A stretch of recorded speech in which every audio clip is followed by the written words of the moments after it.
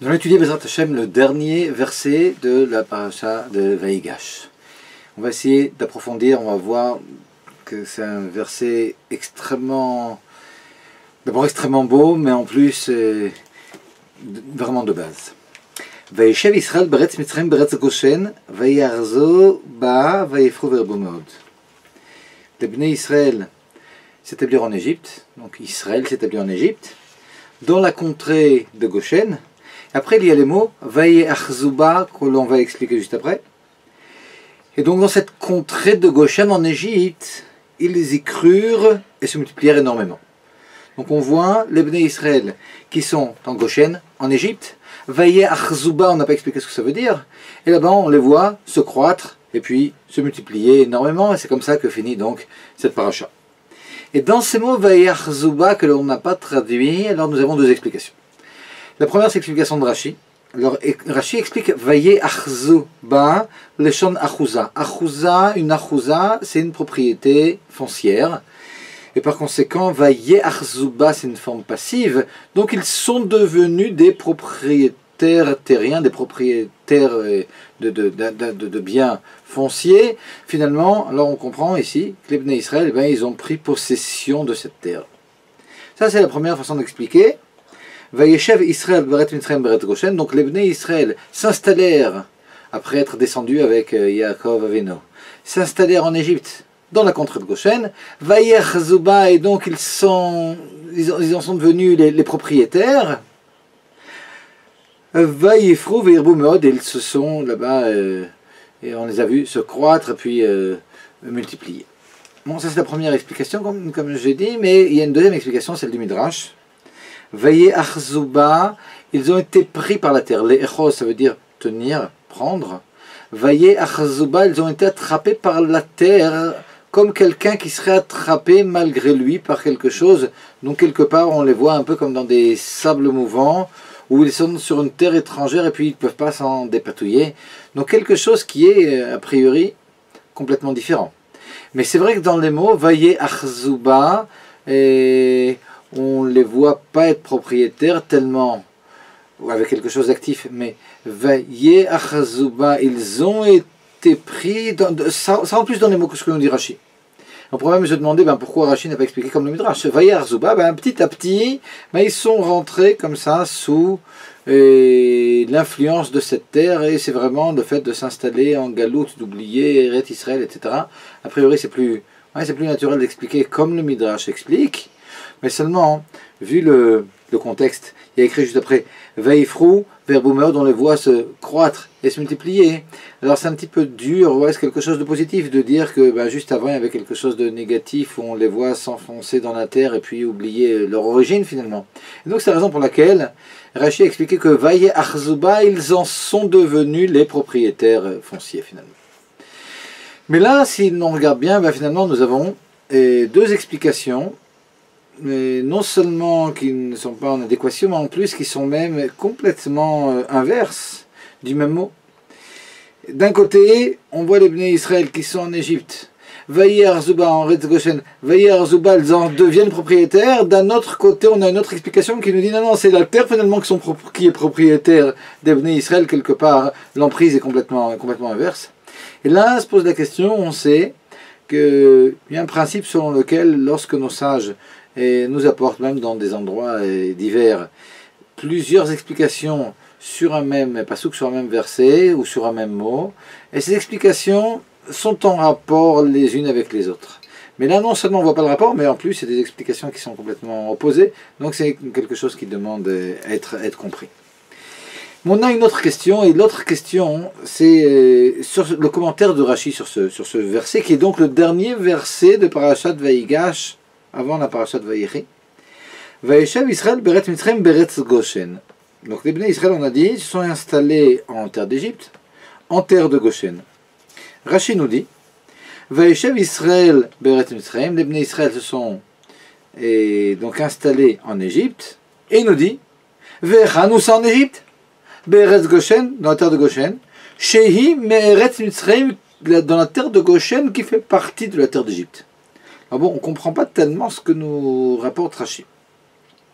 ce que les commentateurs sur Rashi expliquent, c'est la chose suivante. C'est qu'on pourrait comprendre de deux façons. Vaïshev Israël Beret Mitzrayim Beretz Goshen, on aurait pu penser, les Bnei Israël se sont installés et en terre d'Égypte, et en terre de Goshen, comme si c'était deux terres indépendantes, je dis que je suis opposé, mais indépendantes. Et vient donc Rashi nous explique, non, Beret Mitzrayim Beretz Goshen, ou en Égypte, dans la contrée de Goshen.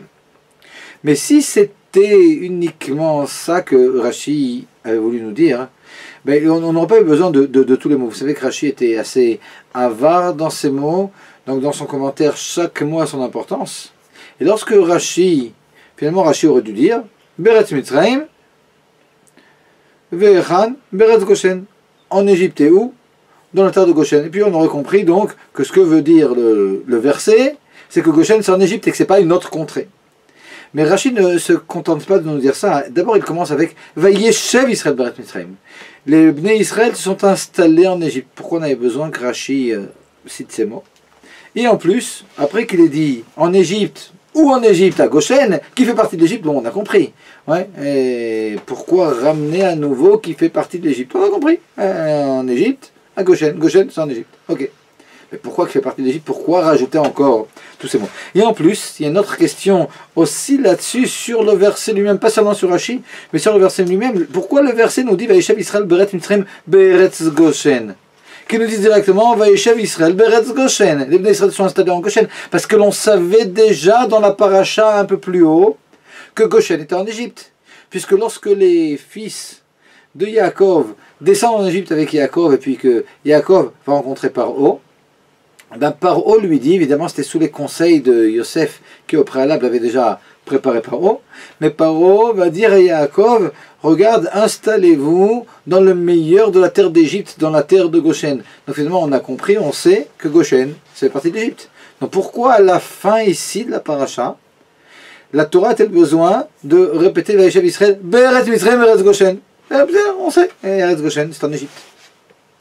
Donc, si l'on résume les problèmes qu'on a jusqu'à maintenant, d'abord, Vaye Achzuba, ce mot qui a double sens, mais avec deux sens qui sont complètement opposés. Un, les Shonachouza, donc les Bnei Israël sont devenus les propriétaires de la terre. Mais d'un autre côté, le Midrash nous dit Vaye Achzuba, ils ont été attrapés par la terre, donc la terre est celle qui a une emprise sur les Bnei Israël.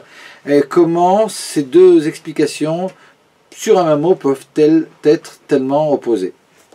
Et l'autre question c'était, alors pourquoi est-ce qu'on a besoin de dire que Eretz Goshen c'est en Égypte? Pourquoi Rashi a besoin de nous dire ça si longuement? Eretz Goshen, l'Égypte en Eretz Goshen qui est en Égypte, c'est quelque chose qui est compris a priori. Pour pouvoir répondre à cette question, il faut se demander qu'est-ce qui était difficile pour Rashi, et pour que Rashi, vous savez que Rashi, il explique toutes sortes de choses, mais en général, il ne dit pas quel était le problème dans le verset. Alors il y a à peu près 150 commentateurs, après Rashi, chez les Rishonim, l'Achronim, je ne parle pas des commentateurs de notre génération, mais il y a à peu près 150 livres de base qui expliquent Rashi, mais en général, ce que vont faire les commentateurs, c'était justement, chaque fois que Rashi va rapporter un élément quelconque d'explication, les commentateurs vont se demander, mais qu'est-ce qui était dur pour Rashi? À quelle question Rashi vient répondre ici? Et ici, ce que l'on peut comprendre, c'est que la question, le problème qu'avait Rashi, c'est un problème d'un ordre complètement différent de l'ordre de tout ce que l'on peut rencontrer dans cette paracha. Il faut qu'on revienne en arrière à Parashat Lech Lecha, et puis trouver là-bas un verset qui a priori est contradictoire et est en contradiction avec notre verset ici. Lorsqu'il y a eu Brit Ben Betarim, l'alliance d'entre les morceaux entre Akadosh Baruch Hu et puis Avram Avinu, Akadosh Baruch Hu, Dieu dit à Avram, Yadoa teda ki ger yeh zarcha beretz lulem vavadum veinu otam 400 shana. Alors je traduis, Yadoa teda, sache, ki ger yeh zarcha beretz lulem, que ta descendance sera étrangère sur une terre qui n'est pas à elle. Vavadum, elle sera asservie, donc ta descendance sera asservie, ve'ainota, mais elle sera opprimée, 400 shana, durant 400 ans. Alors déjà il y avait eu donc cette promesse promesse entre guillemets. En réalité, la suite, elle est bonne puisqu'ils vont sortir d'Égypte, dit Akadosh Baruch Hu, avec un Rechush Gadol, avec beaucoup de bien. Mais en attendant, il y a ici cette prophétie qui est dite à Abraham Avinu, que ses descendants seront étrangers dans une terre qui n'est pas la leur, et ils y seront asservis et opprimés, et tout cela pendant 400 ans. En réalité, déjà, Rashi nous dit dans Parashat Lech Lecha que ces 400 ans, c'est pas exactement 400 ans depuis la sortie d'Égypte. D'ailleurs, il n'y a pas marqué que les descendants d'Abraham Avinu seront étrangers en Égypte pendant 400 ans. Ouais, tout le monde sait qu'en réalité, ils étaient en Égypte uniquement 210 ans. Alors, comment est-ce que l'on compte ces 400 ans? Alors, Rashi nous explique bien en détail que lorsque Lot, finalement, a été sauvé de Sodome, tout le monde sait que Lot, après, a eu un rapport avec ses filles, et quelque chose donc qui a fait beaucoup de bruit, parce qu'il a eu 2 fils de ses filles. Et donc ça a fait quelque chose qui a eu des retombées extrêmement graves pour Abraham, et Abraham a eu extrêmement honte de son neveu et beau-frère Lot, et donc il a décidé de partir de la contrée, et d'aller dans la province de Grar. Alors, la province de Grar, c'est à peu près où est la bande de Gaza aujourd'hui. Et lorsqu'il est là dans cette province de Grar qui est à l'extérieur des frontières de base d'Israël, et bien là-bas, il est considéré comme étant étranger. Il avait donc 99 ans, 100 ans, ça correspond à peu près à la naissance de Yitzhak Avinu. Et donc, depuis la naissance d'Abraham, de Yitzhak Avinu jusqu'à la descente en Égypte, pendant ces 190 ans, alors on voit d'abord Abraham Avinu qui, exactement à cette époque, commence à quitter le Eretz Kenan de base pour aller à Grar, où il sera finalement étranger. Et puis en plus, par la suite, on voit Yitzhak Avinu lui-même, qui c'est vrai qu'Yitzhak Avinu, alors d'un côté on dit qu'il n'est pas sorti d'Eretz Israël, mais vous savez, il y a plusieurs degrés d'Eretz Israël. Ouais, la bande de Gaza, à un certain degré, c'est déjà un degré moindre par rapport à Eretz Israël. Et là-bas aussi, on voit Yitzhak Avinu, et à qui Akadosh Baruch Hu lui dit, Gour ba'aretz hazot. Donc va habiter dans cette contrée, c'était la famine, et puis Yaakov et Yitzhak Avinu pensaient faire comme son père était descendu en Égypte, lorsqu'il y avait la famine, il pensait aussi le faire, et Akadosh Baruch Hu lui dit non, toi tu es spécial, toi tu ne peux pas sortir d'Israël, mais malgré tout, quelque chose d'un peu moindre qu'Eretz Kenan, qui n'est pas encore l'Égypte, Grar, c'est une contrée où tu peux y aller, et donc on voit et Yitzhak Avinu qui lui aussi donc va se retrouver comme ça un peu en terre étrangère. Et puis on voit aussi Yaakov Avinu évidemment quand il est chez Lavan, donc il est aussi en terre étrangère, et puis après les frères de Yosef qui vont descendre en Égypte, donc finalement tout le monde se retrouve un peu en terre étrangère. Mais ce qui est intéressant, c'est que Rachid, lorsqu'il nous explique qu'en réalité, ces 400 ans, il commence à la naissance d'Yitzhak Avinu, et donc il nous dit tous ces éléments que je viens de dire, où on voit réellement, depuis la naissance d'Yitzhak, que nos pères étaient souvent en terre étrangère. Rachid nous rapporte les versets dans lesquels on voit tout ça. Et dans ces versets, ce qui est intéressant, alors par exemple par rapport à Abraham Avinu, dans Vaïra 21, 34, il y a marqué « Vayagor Abraham beretz plishtim yamim rabim ». Pour Yitzhak Avinu, dans Toldot Kavav, il est marqué Gour ba'aretz hazot ve'imcha. Pour Yaakov Avinu, Rachid nous rapporte un pasuk, un verset de Teilim, Yaakov gar be'eretz cham. Et puis après pour les frères de Yosef, donc on voit comme ça, et ils disent à Paro, la Gour ba'aretz banu. Et finalement, ce que veut nous dire Rachid quand il rapporte tous ces versets, ça c'est en filigrane dans Rachid. C'est que quand l'on parle d'habiter quelque part, d'être installé quelque part, eh bien, il y a 2 termes en ivrite. Il y a le terme Vayeshev. Ouais. Alors souvent il y a marqué Vayeshev, un tel s'est installé. Mais d'autres fois on voit Vayagor.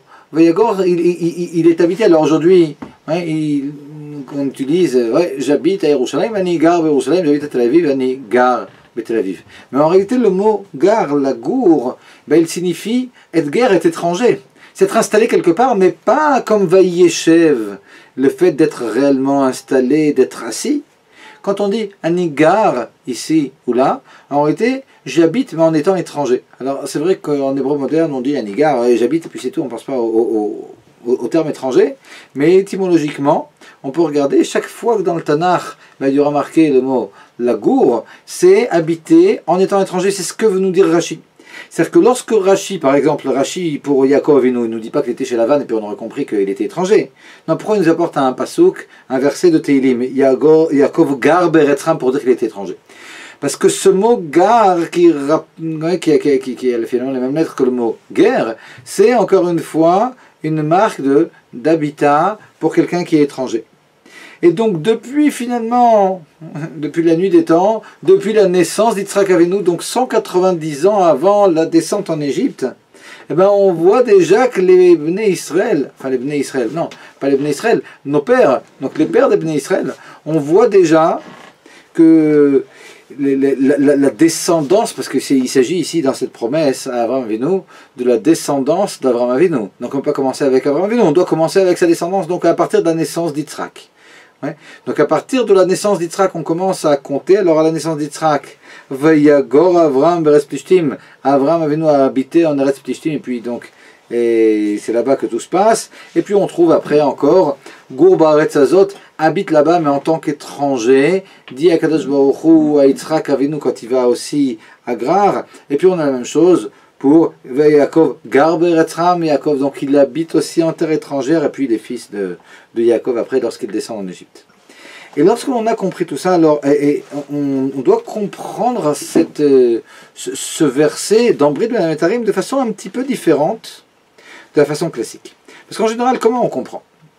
Tout le monde sait que, il y a marqué dans le Passouk que l'on devra être en terre étrangère pendant 400 ans. Mais tout le monde sait aussi qu'en réalité on n'était que 210 ans, alors on a l'impression que c'est une espèce de hanacha, une espèce de réduction qui a été faite. Ouais, mais Israël, non, on a dit 400 ans, mais en réalité ce sera 210. Non mais c'est pas possible, Akadosh Baruch Hu a dit 400, donc c'est 400. Et en réalité il faut comprendre comme ça. Lorsqu'Akadosh Baruch Hu dit Yadoa teda ki ger yezacha beretz lo lehem, ben sache que ta descendance sera étrangère dans une terre qui n'est pas la sienne. Ils seront là-bas asservis, opprimés pendant 400 ans. Et bien Nachmanide, le Ramban, alors c'est basé sur ce que dit évidemment Rashi ici, mais il explique comme ça. Il dit non, 400 ans c'est 400 ans, mais les 400 ans en réalité ici ne se rapportent pas à tout ce qui est écrit que tu seras étranger, et tu seras asservi, et tu seras opprimé pendant 400 ans. Non.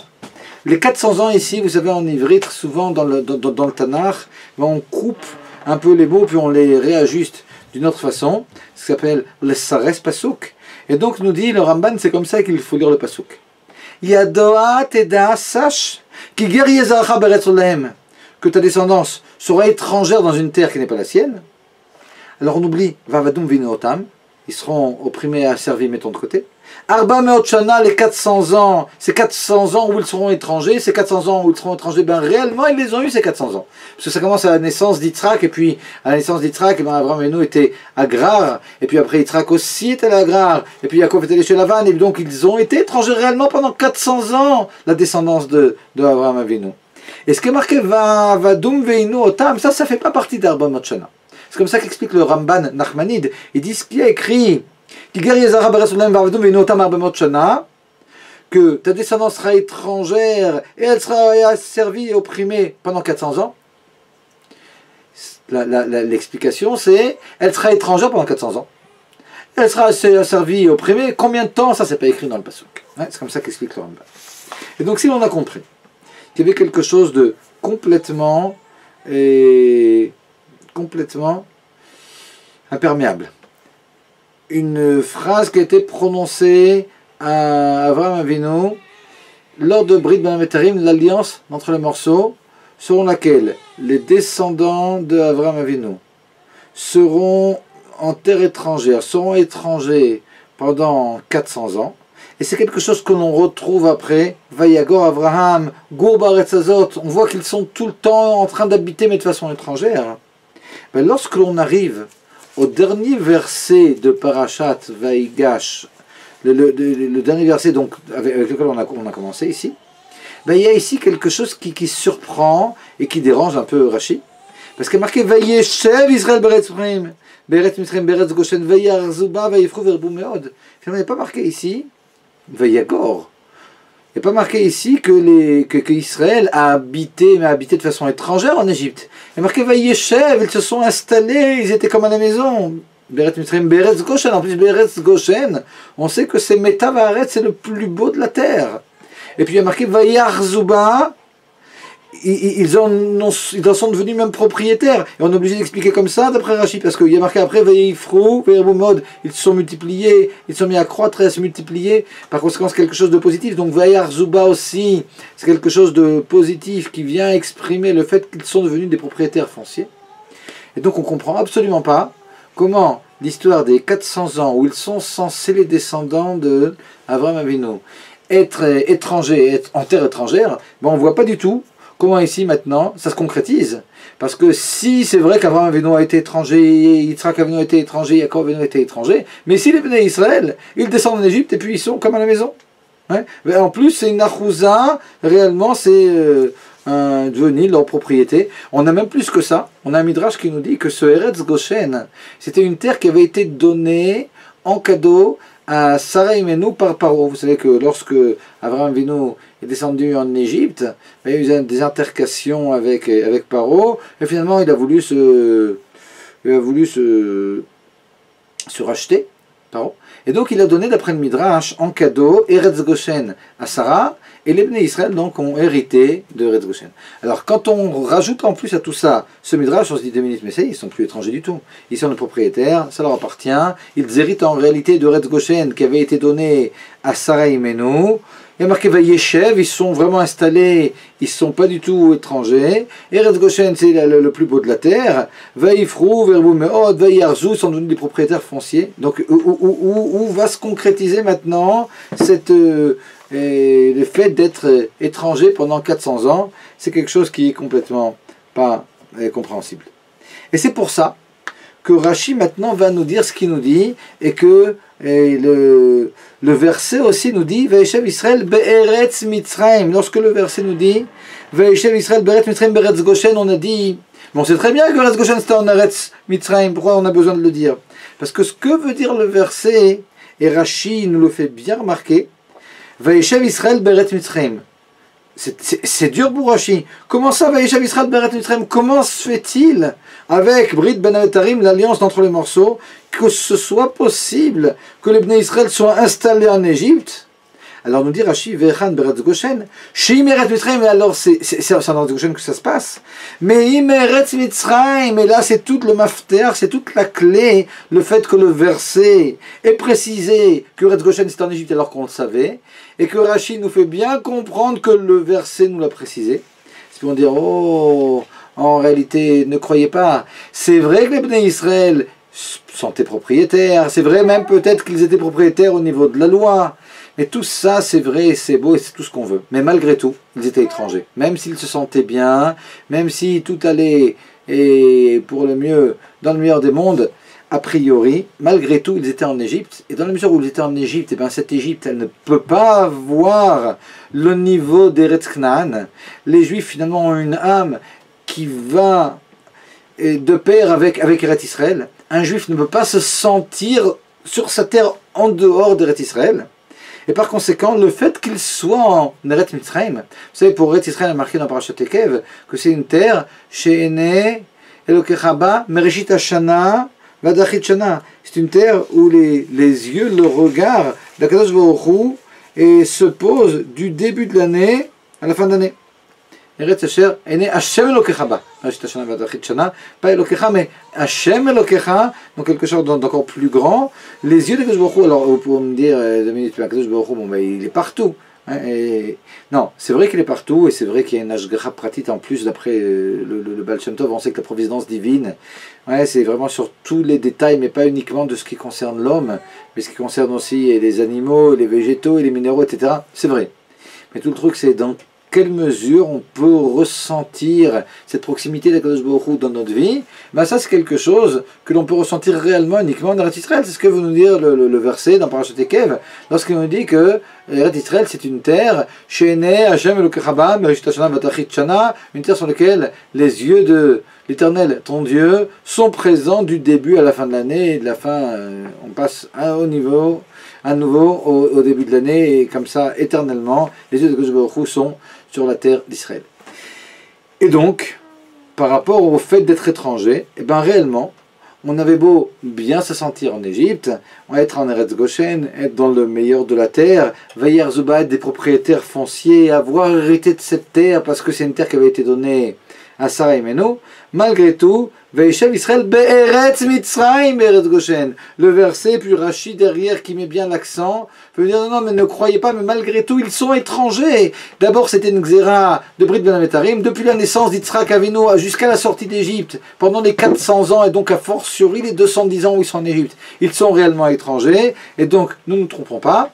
Ils sont en Eretz Mitzrayim avec tout ce qu'il peut y avoir de bien, et tous les biens fonciers qu'ils ont, et toutes les propriétés qu'ils peuvent avoir, et puis le fait qu'ils ont du renom, et qu'ils aient du renom, etc. Malgré tout, ils sont Eretz Mitzrayim, et donc dans une terre qui au niveau au moins spirituel n'a rien à voir avec leur terre, n'a rien à voir avec Eretz Knaan, qui est complètement en fusion avec l'âme des Bnei Israël, et donc quelque part, ils sont en galoute, ils sont étrangers.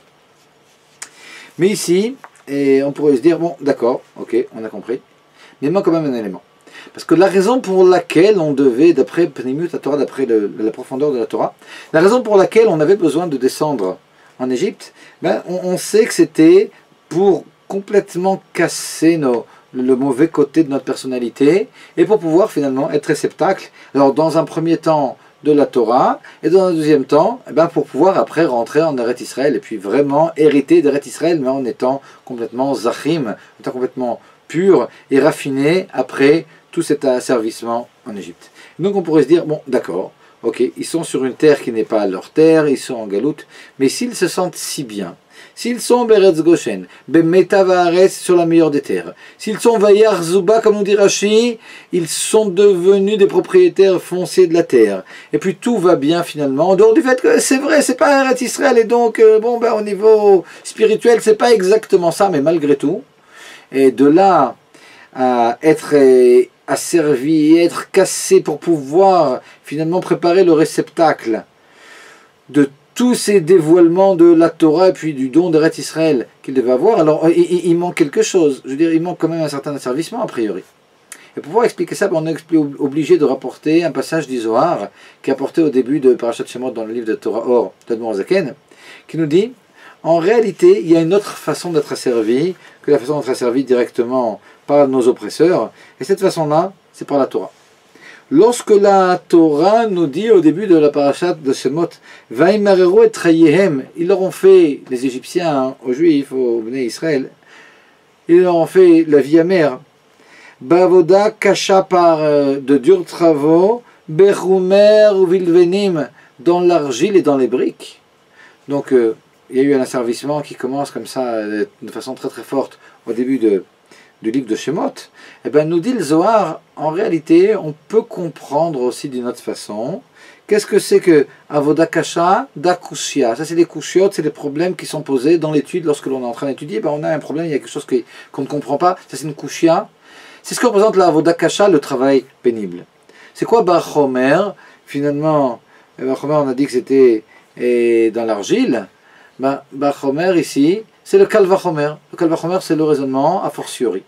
Ok. Alors, vous savez, dans l'étude, alors il y a énormément de raisonnements a fortiori. Si déjà c'est comme ceci pour cela, alors a fortiori pour ceci et cela, etc. Ouais.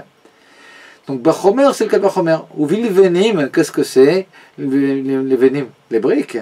C'est Liboun Ilcheta. Liboun Ilcheta, nous dit les Zohar, qu'est-ce que c'est que Liboun Ilcheta? C'est tout le cheminement qui va finalement aboutir au verdict de la halakha.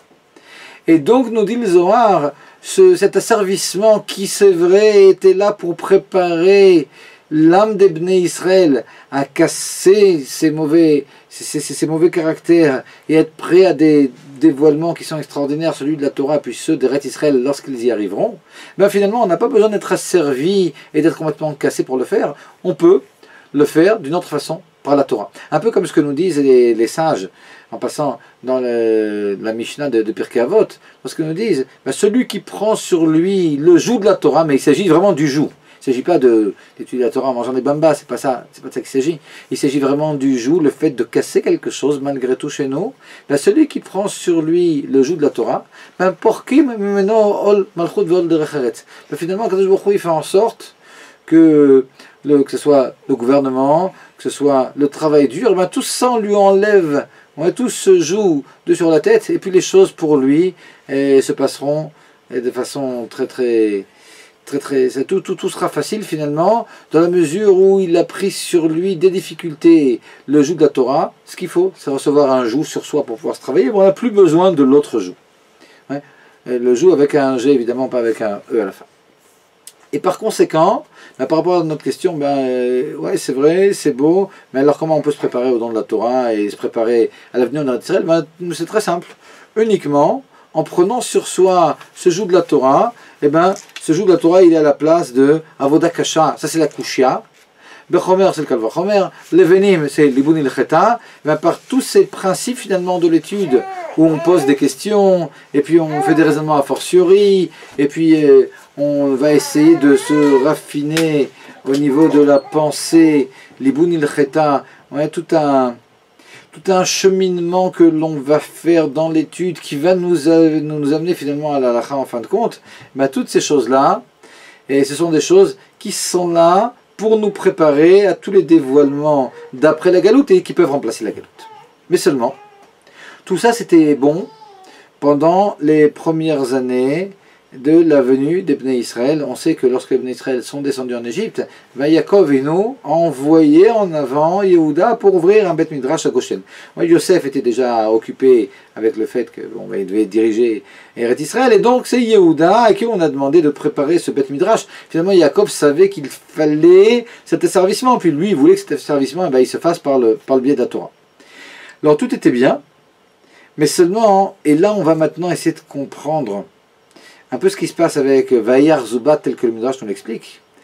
Seulement ça n'a pas duré très longtemps. Et puis quelque part, les Bnei Israël petit à petit, ils ont moins étudié la Torah au fur et à mesure des générations, comme on va le voir. Et puis finalement, ce raffinement qui devait se faire par le biais de la Torah, il a été fait réellement par le biais de l'asservissement. Et plus on avançait, plus l'asservissement était dur parce qu'il se détachait finalement les Bnei Israël de la Torah. Et là c'est intéressant, on va rentrer maintenant on va peut-être ouvrir une petite parenthèse sur les descentes la galoute qui ne fait que finalement devenir de plus en plus dure, et puis les Bnei Israël qui sont en train de s'embourber petit à petit, et à la lueur des Midrashim, c'est quelque chose de vraiment très beau. Que si on regarde, on peut voir qu'il y a 4-5 étapes dans cette galoute. Parce qu'il y a une première descente. Il y a une première descente en Égypte. On a dit, cette première descente, et on la trouve du fait qu'ils sont déjà en Égypte, même s'ils étudient la Torah, et même s'ils sont en Eretz Goshen, et c'est une super terre, etc., et tout va bien, et malgré tout, on a dit, Israël, Be'eretz Mitzrayim, ils sont Be'eretz Mitzrayim, ils sont descendus, ils étudient la Torah, mais malgré tout, ils sont Be'eretz Mitzrayim, ça c'est la première descente. La deuxième descente, on la trouve lors de la mort de Yaakov Avinu. Parce que lors de la mort de Yaakov Avinu, on peut voir dans Rashi, au début de la paracha de Vayechi, Rashi nous dit pourquoi est-ce que cette paracha est stouma? Pourquoi est-ce que cette paracha est fermée? On voit que le texte est complètement juxtaposé, il n'y a pas de trou, il n'y a pas de place dans le Sefer Torah, et qui est faite entre parachat Vayigash et parachat Vayechi. Donc ici c'est une continuation, une paracha qui est stouma, il y a un manque, il y a quelque chose qui est fermé, qui est bloqué. On veut comprendre ici ce que ça représente. Oui, parce qu'en réalité, les Bnei Israël aussi, leur cœur, leurs yeux, tout commençait à être bloqué dans la mesure où a commencé l'asservissement. Alors, quelque part, on a un premier asservissement du simple fait d'être en Égypte. Quelque chose de négatif quand ils sont descendus avec Yaakov Avinu. Mais un asservissement qui commence en réalité à la mort de Yaakov Avinu. Mais on a une troisième descente. Cette troisième descente, c'est à la mort de Yosef Hatzadik. À la mort de Yosef Hatzadik. Alors la mort de Yosef Hatzadik, c'est à la fin de Parashat Vayechi. Et puis juste le verset d'après cette mort de Yosef Hatzadik, on voit au début de Parashat Shemot, Vele Shemot Bnei Israël Abaim Mitzrayma, voici les noms des Bnei Israël qui viennent en Égypte. Et le Midrash nous dit, mais les Midrash sont déjà venus. dans Parashat Vayigash. Qu'est-ce que c'est encore? C'est le nom des Bnei Israël qui viennent en Égypte. Et nous dit le Midrash, non, en réalité, il y a eu plusieurs venues, plusieurs descentes en Égypte. Il y a la première descente réellement qui était lorsque les Bnei Israël sont descendus avec Yaakov Avinu. Mais il y a une deuxième descente de par la mort de Yosef Hatzadik. Par la mort de Yosef Hatzadik, nous dit le Midrash, et bien finalement, il y a eu un joug qui a été mis sur la tête des Bnei Israël. Alors on ne comprend pas. Parce qu'on a déjà dit ça à partir de la mort de Yaakov Avinu, où il y a déjà eu un certain joug. Et là, on comprend qu'en réalité, il y a des étapes.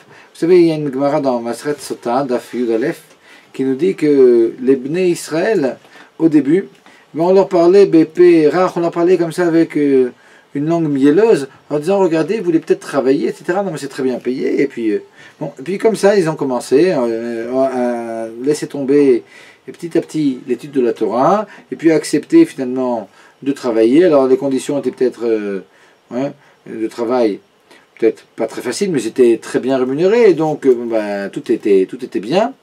C'est la descente en réalité, d'après les commentateurs de Rashi, et au début de Parashat Vayechi, qui nous dit que l'asservissement a commencé réellement à la mort de Yaakov Avinu.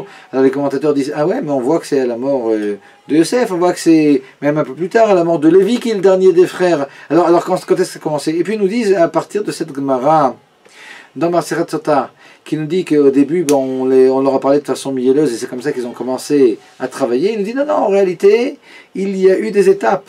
Alors il y a une première étape où ils ont commencé à travailler, donc à moins étudier. Alors bon, il y a le travail, c'est la santé peut-être, c'est vrai, mais devant l'étude qu'il y avait à Goshen, c'était peut-être un petit problème. Puis travailler pour les Égyptiens, c'est peut-être pas ce qu'il y a de mieux. Mais il y a autre chose, c'est que les Israël, ils savaient qu'il y avait la Gzat et Ben Abetarim. Ils savaient qu'Akadosh Baruch Hu avait dit que Vavadum ve'aino otam, qu'ils allaient être asservis, opprimés. Alors pour le moment, ça ne s'était pas concrétisé, mais ils ont commencé à voir déjà, à la mort de Yaakov Avinu, avec les Juifs qui acceptaient de sortir du Beth Midrash pour aller travailler pour les Égyptiens, que ici c'est peut-être le début de la fin. Et par conséquent, la galoute, on peut dire quelque part qu'elle a commencé de plus belle à ce deuxième départ à l'époque de la mort de Yaakov Avinu. Mais à la mort de Yosef, alors on nous dit, il y a une deuxième descente, et donc cette deuxième descente, c'est une descente, nous dit le Midrash, qui est une descente aussi spirituelle. Et là-dessus, il y a un développement extraordinaire du Admor Hazaken dans le livre Torah Or, où il nous explique qu'en réalité, il y a réellement deux descentes en Égypte contre ces deux descentes en Égypte. Donc une première descente, qui est lorsque les Bnei Israël sont descendus en Égypte avec Yaakov Avinu. Une deuxième descente, Vele Shemot Bnei Israël Abaim Mitzrayma, au début de Parashat Shemot, après la mort de Yosef Hatzadik. C'est une deuxième descente au niveau Chani, au niveau spirituel. Et nous dit le Admor Hazaken, contre ces deux descentes, il y a deux montées. La première montée, c'est lorsque nous sommes sortis d'Égypte, donc après 210 ans en Égypte. Mais la deuxième montée, c'est la montée à la Géoula, à Mitit Ve'ashlema, et de Mashiach Tzidkenu, à la Géoula qu'il y aura finalement à la fin des temps, et très bientôt, Bezrat Hashem, à l'aider Mashiach Tzidkenu. Et nous dit le Admor Hazaken, dans la mesure où l'on sait que la Géoula Shlema qui est à la fin des temps, elle est extrêmement plus élevée que la Géoula qu'il y a à l'époque de la sortie d'Égypte, on comprend que la descente qu'il y a eu à l'époque de Yosef Hatzadik, parce que finalement la première descente est en rapport avec la première montée. Et quand on sort finalement d'Égypte, on sort de l'asservissement de la première descente en Égypte. Mais lorsque l'on sortira de la galoute finalement à la fin des temps, on sortira complètement de l'asservissement du deuxième niveau. Et nous dit le Admor Hazaken, donc dans Parashat et Shemot, dans le livre Torah Or, que de la même façon que cette deuxième sortie finalement de la galoute pour la Géoula Amitit Ve'ashlema, puis qui n'a absolument rien à voir avec la sortie d'Égypte, quelque chose qui est extrêmement plus haut, et si elle est extrêmement plus haute, ça veut dire que la deuxième descente, celle qu'il y a eu à l'époque de Yosef Hatzadik, elle est extrêmement plus grave et plus profonde que la première. Donc on voit que la galoute, vraiment, à la mort de Yosef Hatzadik, elle n'a fait que s'empirer. Mais il y a un quatrième niveau. Le quatrième niveau, donc le premier, on est descendu avec Yaakov Avinu, le deuxième c'est la mort de Yaakov Avinu, le troisième c'est la mort de Yosef Hatzadik, et le quatrième, on voit dans Parashat Vayera, lorsque la Torah dans le Perek Vav, le 6e chapitre, nous parle de la mort de Lévi, puis avec comme ça des détails sur les dates, etc. Rachid nous dit, mais pourquoi est-ce qu'on avait besoin de donner des dates? Et il nous rapporte comme ça au nom de nos sages, qu'en réalité c'est parce que Lévi était le dernier des frères à mourir. Donc c'était le troisième des fils de Yaakov Avinu, mais c'est le dernier qui est décédé finalement. Et pourquoi c'est important de savoir lorsque le dernier est décédé? Parce que nous disent nos sages, lorsque le dernier des frères est décédé, et bien là réellement a commencé la galoute. Bon, elle a commencé déjà 3 fois. Ils sont descendus en Égypte, Yaakov Avinu est mort, et puis après il y a eu aussi la mort de Yosef. C'est vrai, mais en réalité ça a commencé de façon vraiment, vraiment pénible, avec vraiment un asservissement à la mort de Lévi. Parce qu'à la mort de Lévi, nous explique le Rabbi dans la Sikha, qui est la Sikha de base, sur laquelle je me suis basé ici pour développement. Mais il nous explique qu'en réalité, à la mort de Lévi, quelque part, les Baté Midrash de Goshen, ils ont été fermés. C'est-à-dire qu'à partir de ce moment-là, ça y est, l'étude qui était celle finalement qui aurait pu nous sauver de cet asservissement, parce qu'on a parlé de l'asservissement par l'étude, et bien là maintenant, ça y est. Les Gemorot étaient fermés, les livres de Chassidut étaient fermés, il n'y avait absolument plus rien. À la mort de Lévi, on a complètement oublié finalement cet attachement à Kadosh Baruch Hu et cet asservissement, on peut dire ce joug que l'on avait qui aurait remplacé l'asservissement en Égypte. Et d'ailleurs, pourquoi on parle de ça? Parce que juste après que l'on nous dise que Yosef et ses frères sont morts et toute cette génération est morte, Vayakom Melech Hadash al Mitzrayim, et tout d'un coup il y a un nouveau roi qui est monté en Égypte, et ce nouveau roi finalement c'est celui qui va servir complètement les Bnei Israël, comme on voit avec Moshe Rabbeinu, et puis tout ce que l'on connaît avec les 10 plaies, etc. Donc est-ce que c'était un nouveau roi ou un roi qui faisait semblant d'avoir oublié? Alors on sait que c'est une marloquette. Ouais, mais toujours est-il, on sait que là maintenant il y a un asservissement qui est beaucoup plus fort juste avant toute l'histoire des 10 plaies. Et bien cet asservissement il est rapporté dans les psukim juste après la mort de tous les frères de Yosef, et donc la mort de Lévi qui est le dernier des frères qui est décédé. Et il y a même une 5e étape.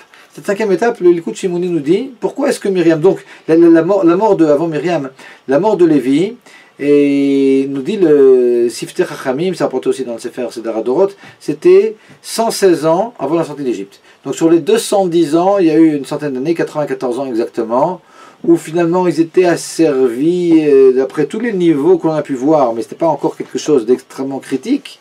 Mais les 116 dernières années après la mort de Lévi, à partir du moment où ils sont sortis du Beth Midrash, alors là c'était vraiment la catastrophe. Mais même sur ces 116 ans, on peut encore trouver une autre barrière, encore une autre étape.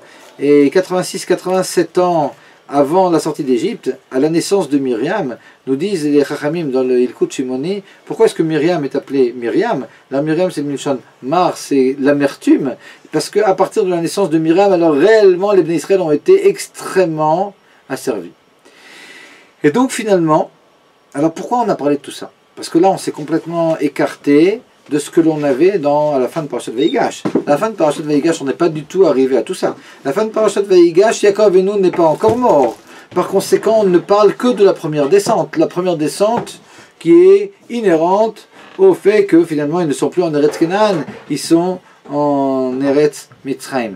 Mais c'est tout. Il ne se passe rien de plus que ça. Yaakov Avinu n'est pas mort, et a fortiori pas Yosef, a fortiori pas Lévi et tous les frères, a fortiori Myriam n'est pas encore née. Par conséquent, le verset avec lequel on conclut la paracha de Vayigash, c'est bien celui qu'on a lu au début. Vayeshev Israël beret Mitzrayim beretz Goshen, vayarzuba vayefru v'irbu meod. Les Bnei Israël étaient en Eretz Mitzrayim, en Eretz Goshen, et puis ils sont devenus les propriétaires de cette terre, etc., comme on a expliqué.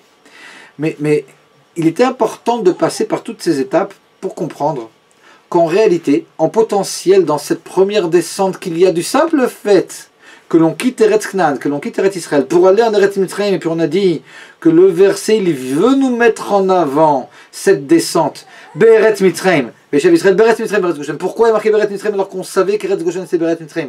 Pour nous dire qu'en réalité ici vraiment dans ce Eretz Mitzrayim on peut voir la continuité de cet état d'étranger que l'on a depuis la naissance de Yitzhak Avinu. Et bien dans cette descente où l'on est étranger, mais là c'est bien pire que d'être à Grar, qui est vraiment, on peut dire, la limite encore d'Eretz Israël, mais là vraiment on est en Égypte, donc une terre étrangère qui est bien plus étrangère même que l'était la terre de Grar. Et bien ici en potentiel, le simple fait qu'on soit descendu en Égypte, et bien en réalité c'est le potentiel de la galoute, et en filigrane, derrière cette galoute, qui est une belle galoute finalement, hein, on est propriétaire, et on se multiplie, on est dans Métavaret, la meilleure des terres, etc. Mais en réalité, il y a ici le premier pas qui nous a fait complètement dégringoler vers les autres pas, dans la mesure où, évidemment, alors c'était voulu, on va le voir tout de suite, mais où finalement il y a eu la première descente, ou la deuxième, on peut dire, à la mort de Jacob Avinu, suivi de la troisième à la mort de Yosef, suivi de la quatrième à la mort de Lévi, suivi de la cinquième à la naissance de Myriam, et tout ça finalement était ici en potentiel. Et lorsque le Midrash nous a expliqué Vayarzou, ils ont été pris par la terre. Alors on s'était dit, mais c'est complètement en contradiction avec ce que nous disait Rashi, qui nous dit Vayarzou, ça veut dire qu'ici, il y a eu finalement une propriété. Alors comment ces deux explications peuvent être tellement opposées? Alors avant de comprendre comment deux explications sur le même mot peuvent être tellement opposées, alors qu'en réalité... Et bon, on va essayer de montrer qu'elles ne le sont pas profondément. Mais d'abord, pour comprendre comment le Midrash a pu expliquer, alors qu'on est uniquement à la fin de Parashat Vayigash, que Vayarzouba, ça veut dire qu'ils ont été pris par la terre. Ben, le Midrash qui voit en filigrane, le Midrash, ouais, c'est pas le Pshat, donc il voit un peu plus loin. Ben, le Midrash, il comprend que même si pour le moment tout va bien, mais c'est le début de la fin. C'est le début de la fin parce que ouais, on ne peut rien pour attendre, et finalement la galoute maintenant va commencer. On est descendu, on a mis un pied en dehors d'Eretz Israël, ça y est, les choses vont commencer à dégringoler, et c'est ce que l'on va voir par la suite, à la mort de Yaakov Avinu, à la mort de Yosef, à la mort de Lévi, à la naissance de Myriam. Et tout ça, le Midrash le voit déjà dans notre paracha. Et quand il dit Vayarzouba, il commence. Alors, contrairement à Rashi qui est très, très optimiste finalement, que Vayarzouba est son propriétaire foncier, le Midrash, non, il voit ce qu'il y a après. Il voit le demi-verre qui est vide. Il faut savoir aussi le voir pour pouvoir prendre ses dispositions. Et par conséquent, quand il nous dit Vayarzouba, et bien finalement, ils ont été pris par la terre. Ben oui, ils commencent maintenant à être pris par la terre. Petit à petit, la terre va avoir une emprise sur eux. Et puis, ça va être le début de la dégringolade. Mais pourquoi malgré tout, on continue à dire que les deux Pirushim, ces deux explications ne sont pas en contradiction?